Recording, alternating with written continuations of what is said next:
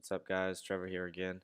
So, today we're going to talk about how much you should be spending on your ads. Um, Again, the biggest thing here is to know when you're ready to start spending money on ads. I personally would not, start even collecting data unless I had a video. Still images just don't convert as well, and you're going to spend a lot of money. So make sure you have a video of your product that you're trying to sell, whatever you're trying to push.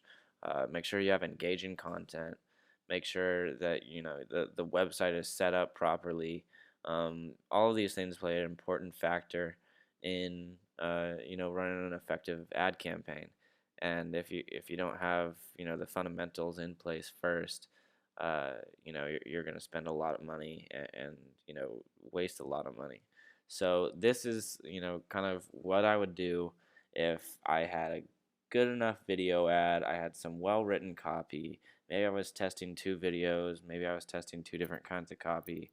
If I had all of that in place, though, this is what my ad spend would be and what I would try to budget in. So you can basically expect to have, I would recommend having a $5 daily budget per ad set. Um, and just testing three ad sets. Again, this is still the data collection phase. We'll talk more about like what the spending would be like, when in the scaling section of this course. But since we're still talking about the data collection phase, this is what I think you should expect to be spending in the first 30 days of your business is 450 bucks. That gives you three ad sets that you can keep testing, keep switching out. Usually I give it about 2 weeks at this budget to test it out, and after 2 weeks you can basically tell which ad sets are performing better, and then I would switch out the two that aren't performing as well, and test a different audience. So all of that gives you enough data. 450 bucks a month. That's not bad. And that's just to collect data. Once after you hit a certain number of customers, after you get a certain number of engagements and page likes, usually it's around like 500 to 1,000 is what I would say before you should build like a custom audience. That'll give you enough data though, having 500 to 1,000 people for you to build like lookalike audiences and stuff like that. But it's going to take a little while to get there. Usually about 2 weeks. I usually use this method though. It's a $5 daily budget per ad set with 6 ad sets, so you're spending 30 bucks a day.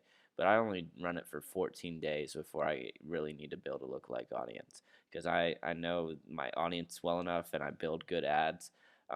So when I test in this first 14 days, spending 30 bucks per day with 6 ad sets, I'm able to tell what the top performers are. I'm able to tell what hits, and I have enough data collected to where after 14 days, I'm ready to build a lookalike audience. So realistically, this probably looks more like 600 in a month, but the last 280 of this is really really well targeted audiences, and I guarantee you I make a better ROI after this 14 days than a lot of people do after their first month of testing. Um, so yeah, that's kind of my recommendation for the data collection phase at least. However you want to do it, whatever your budget is, whatever your restraints are, even if you can only test one ad set for 2 weeks, uh, that's fine. Anything really to test your audiences and see what hits. Like, no matter what budget you're on, you can make it happen. Might just take a little bit longer. So it's important to keep that in mind. I wouldn't recommend in the testing phase to do more than 10 bucks on a daily budget per ad set.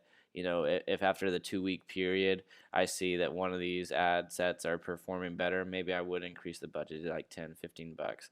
But you don't want to do more than like $15, $20 in these type of ad sets where you're testing campaigns that are like video views, post engagements, link clicks.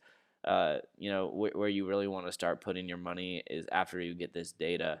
You want to start putting it into like conversion optimized campaigns. So that's optimizing for purchase conversions on your website. That's optimizing for add to carts on your website. That's where you want to start putting your money in after you have enough data. Like I said, you want to try to get 500 to 1,000 people to like have enough data to build a lookalike audience, and after that is where you're going to start seeing a lot more success. So yeah, that's in a nutshell. what I think you should be spending at least at first. So in the next video, I'm going to be talking to you all about retargeting and a little bit about DPAs. So I'll see y'all there.